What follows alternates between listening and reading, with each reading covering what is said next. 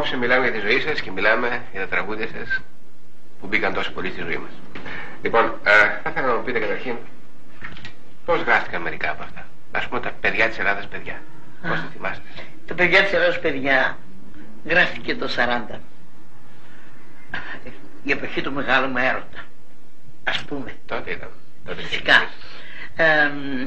Τότε ήταν ο Μακαρίτης ο Σιούλ μέστος και έτυχε να παίζει ο Τραϊφόρος εκεί.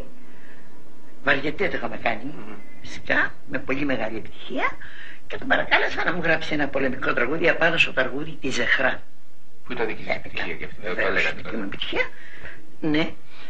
Και μου το έγραψε και μου το έφερε την άλλη μέρα και μου έκανε μεγάλη εντύπωση, γιατί ήταν λίγο δύσκολο να γράφετε ένα τραγούδι σε μια νύχτα, σε μια ώρα, σε μια στιγμή. Και μου το διάβασε και όταν ήρθε στο τέλος έλεγε «Αν δεχτείτε νικητέ, να μην έρθετε ποτέ». Δεν το βρήκα τόσο καλό. Το τάνι επιτάσσει.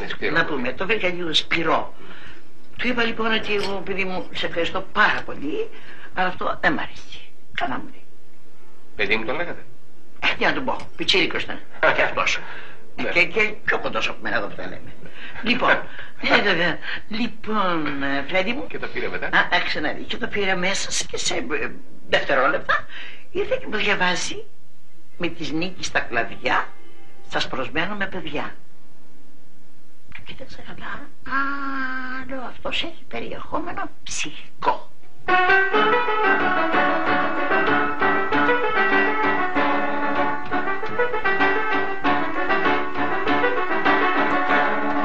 Στον πόλεμο βγαίνει ο Ιταλός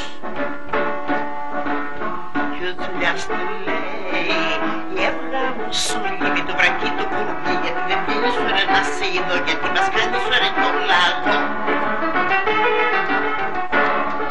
Και εκεί σαπάν, σαπάν στην κορίτσα, λένε τα παιδιά μας όλα, δεν μας δίδω, γιατί δεν σαν το, γιατί δεν βγαίνεις σου ρε να σε είδω, γιατί μας κάνεις το λάδο.